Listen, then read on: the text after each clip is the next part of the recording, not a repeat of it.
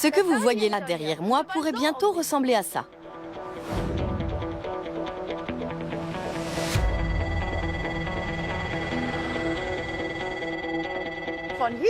Et ici, on verra bientôt ça.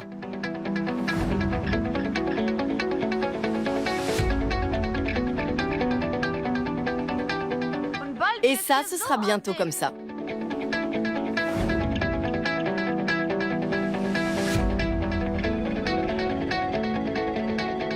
L'idée est toute simple, construire sur le bâti existant. Pour en savoir plus, j'ai rendez-vous avec l'homme qui est à l'origine de ces projets.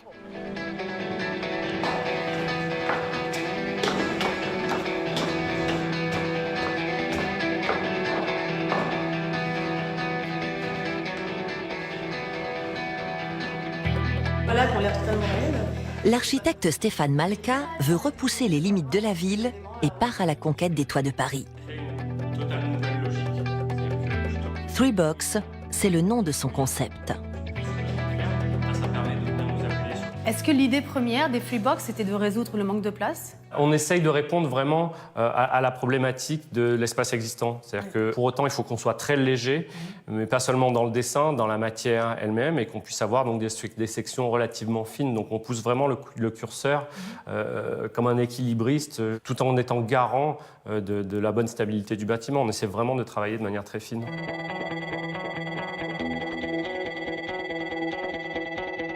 L'unité d'habitation en elle-même est totalement préfabriquée en atelier, ce qui permet de maîtriser à 100% avec le client le futur logement dans lequel il va s'installer. L'idée de surélever, de ne pas acheter de foncier, crée des coûts complètement réduits. C'est-à-dire que pour ça, aujourd'hui, on doit être à 42 ou 43% du prix réel du foncier. Donc, En même temps, ça a l'air d'être des logements luxueux. Oui, oui, bien sûr. Et donc là, vous avez dit, on voit 3 modules sur le projet. Donc ça va être des appartements qui vont pouvoir loger combien de personnes concrètement? On a sur la partie basse un appartement pour un couple et 2 enfants. Et sur la partie haute, qu'on a décidé de connecter, on a en fait un espèce de triplex qui permet, elle, de pouvoir avoir une famille beaucoup plus grande. L'idée, là, c'est d'avoir aussi des bureaux qui sont liés au logement.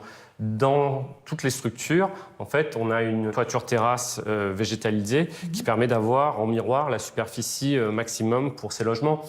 Et concrètement, quels sont les avantages pour le locataire ou pour le propriétaire, celui qui habite en tout cas?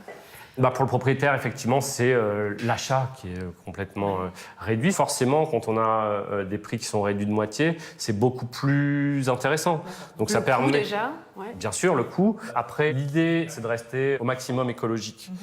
Faut savoir une chose, c'est qu'aujourd'hui, les bâtiments, on a tendance à compter leur bilan énergétique à partir du moment où ils sont installés. La réalité, c'est qu'il y a une destruction qui est très polluante pour la ville et qui est traumatisante pour les citoyens, les gens qui ont l'habitude de voir ce bâtiment. Donc il y a vraiment un côté écologique. Après, la manière de vivre et l'esthétique architecturale est assez singulière pour les personnes qui sont à l'intérieur, aussi bien que pour les personnes qui passent devant.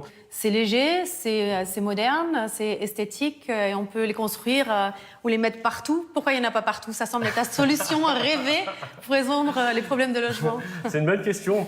Alors c'est vrai que la loi Allure vient d'arriver, donc les mairies commencent un petit peu à réaliser ce qui se passe. Ça veut dire qu'on a le droit de construire en hauteur. On a le droit de construire en hauteur. Donc on va en voir de plus en plus. J'espère bien. Abordables, spacieux et mobiles, les modules d'habitation conçus par Stéphane Malka présentent beaucoup d'avantages.